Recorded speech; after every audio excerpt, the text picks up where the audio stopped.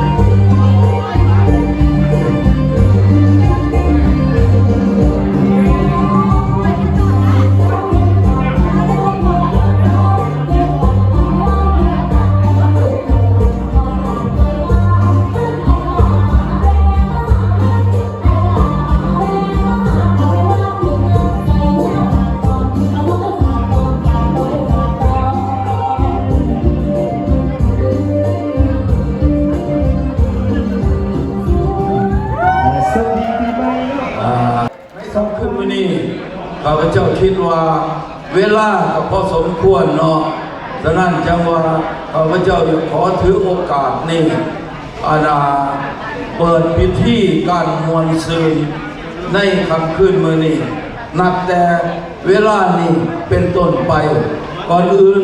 อย่าเฝ้าเปิดก่อนขอให้ทุกข้าพเจ้าอยากขอเชิญทุกท่านยกจอกไซโยต้อนรับปีใหม่โชคดีโชคดีโชคดีบัดทุกคนขอบใจหลายๆโชคดี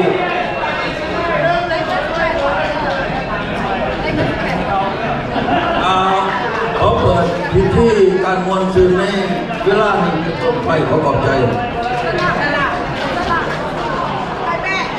วันนี้นอกจากพี่น้องเขาจากองค์การจะตั้งขบวนแล้วเขายังมีพิเศษได้มีน้ำสำคัญประจำปีพุทธศักราช2567อรุณยาสิกุลพงศ์เพิ่นได้มาห่วงขอเชิญอรุณยามาทั้งหลายเลยพี่ลูกที่แทงโตก็ได้เอาป้ายน้ำเพิ่นลูกเอาป้ายน้ำเพิ่นจะได้ใส่ลูกเขาถือให้ลูกใส่แล้วมันคิดขึ้นแล้วเอาที่ลูกพยายามอ่านลูกอะไรนะทำอีกthe front let me see this one โอเคโอ้ยดีเลยตัวนี้มันจากทางวัดลาวเววันารามที่แขวงออนการิโอเป็นได้มอบ recognition award มาไปย่องย้อนสรรเสริญ send it to the Panlit and Tong family in recognition and appreciation of the distinguished and invaluable support คณะสงฆ์และคณะกรรมการผู้ประชุมคณะพุทธสตรีและคณะศึกษาอาวุโสขอขอบใจและผู้บุญคุณต่อน้ำใจอันสง่างามในการประกอบส่วนสืบต่ออุปถัมภ์วัดมาโดยตลอดขอให้บุญกุศลผลบุญข้ามสู่ทานครอบครัวด้วยพรไซทั้ง4ประการคืออายุวันนะสุขาภละตลอดกาลนานเถิดขอส่วนครอบครัวพันลิตและครอบครัวต้งอุมาอรุณญาลูกเอาไปให้ประตูสุวรรณเป็นผู้มอบลูกเอาไปประตูอันนี้เป็นคุณงามความดีที่เพิ่นได้สร้างสาบูรณะในยุคปัจจุบันโอเคอันนี้แมนคุณงามความดีที่เพิ่นได้บูรณะสร้างสาวัดเพิ่นได้มีน้ำใจอุปถัมภ์ค้ำสู่วัดมาโดยตลอดบ่แม่นแต่วัดลาววิรวันเพิ่นช่วยมาหลายๆวัดที่เป็นวัดลาวเพิ่นได้ช่วยอุปถัมภ์ค้ำสู่นอกจากวัดแล้วยังมีองค์การจะตั้งอีกขอให้สุริยานต้องและท่าน step forward please เอาไปประกาศอัญญลุงโอเคขอเสียงตบมือดังๆให้แก่ครอบครัวพันลิตและครอบครัวต้อง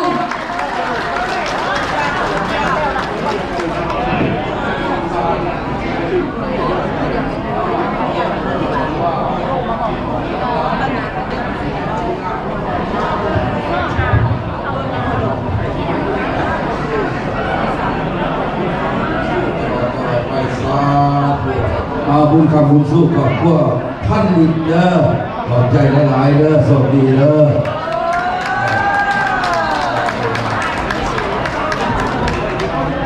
ขอให้บุญคำบุญสู้บุญคำบุญสู้การครอบครัวท่านลิตเด้อต้องให้ความสุขกายสบายใจตลอดไปขอขอบใจสาธุพวกเขาก็ต้องขออนุโมทนาสาธุรวมกับครอบครัวพันลิตและครอบครัวต้งที่มีใจเลื่อมใสในพุทธศาสนาและบูรณะสร้างสถาบันช่วยกันกับพวกเขาสาธุทำบุญสู้เลย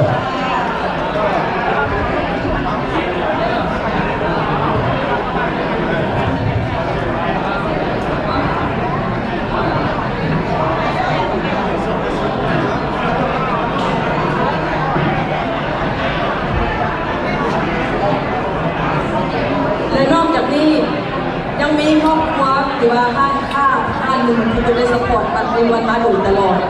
คือท่านธรรมวงศ์สา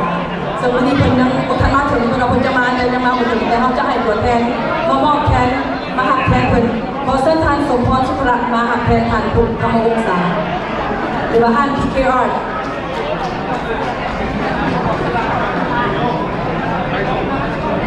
ขอเส้นทางทองสมพรโดยยาลุงสวัสดิ์มาเป็นผู้มอบอีกเส้นด้วยขอเส้น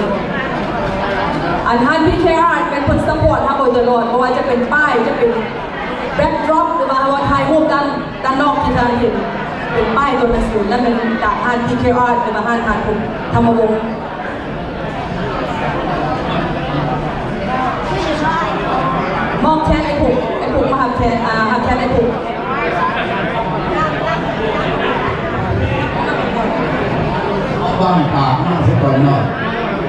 ของสมพรในภูมิเนาะพระพุทธเลยมาสาข้างมาโอเคนี่ภูมิต่างๆเลยเนาะทางสมพรเป็นภูมิต่างถึงจะได้กันอย่างทำภูมิเนาะเราเป็นชนเผ่าเงินแต่เกิดอยู่เมืองเรามีผู้นำคนดีแก่สังคมหลายพระพุทธเจ้าผู้ดีผู้เกี่ยวเป็นผู้ที่จิตใจกว้างขวางการช่วยเหลือการกล้าห้ามหรือบุคคลก็ตามว่ากระบอกอยู่ในฐานะหากพ่อบางคนเราเรียนที่เพื่อสังคมเล่าเป็นสิ่งนะเราบอกแล้วแบบพิมพ์เขาเป็นใครเลยภาษีบอกเป็นเป็นฝาบอเป็นประตูบอไม่เป็นไหนวะอันนี้ถ้าพูดว่าเป็นคนดีอันนี้ข้าพเจ้าก็ฝากกับผู้ตั้งหน้าที่มหารางวัลของเราให้เป็นเราเป็นฟังในเด้อว่าย่องสังคมเฮาและก็ส่วนร่วมประชาชนส่วนร่วมทั้งหมดวันว่าห้ามมีส่วนประกอบส่วนไว้ใส่ให้พรแก่ทานไว้ทานทุกคนโดยครอบครัวให้เราหลังจากรับใบประกาศนิยบัตรย่องคุณงามความดีของเราแล้วก็ขอไว้ใส่ให้พรแก่ทานทุกคนโดยครอบครัวขอให้เรามีอายุมันคนยืนสุขภาพแข็งแรงนะเรา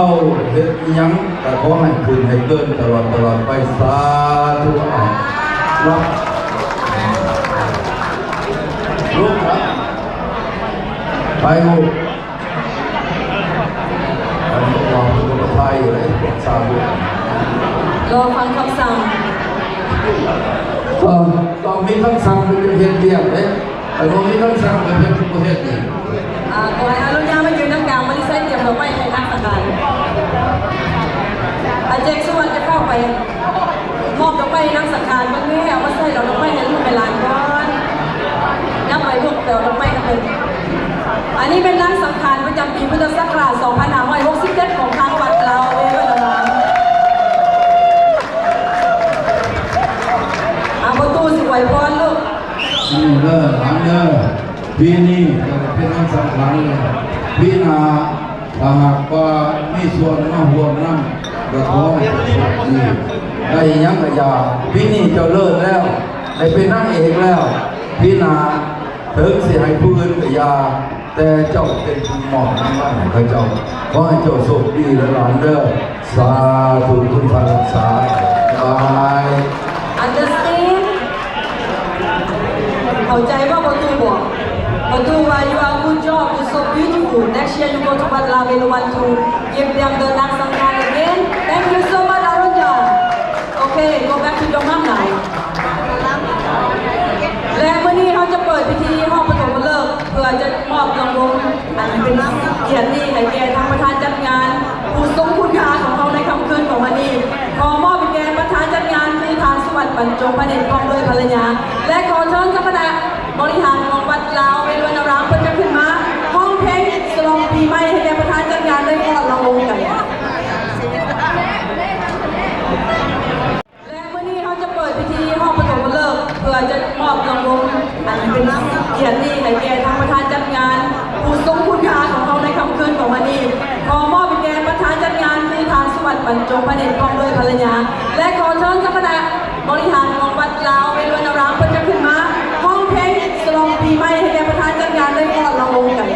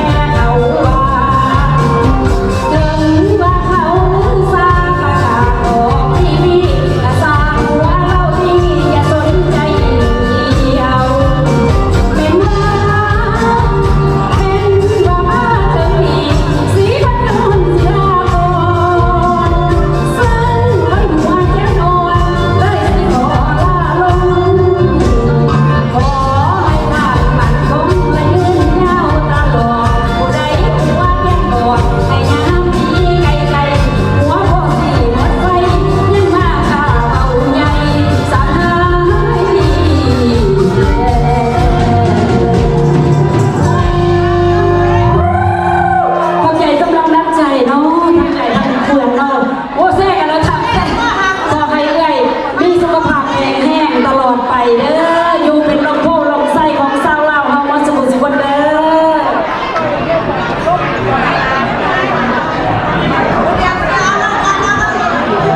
ผู้ใดเสียง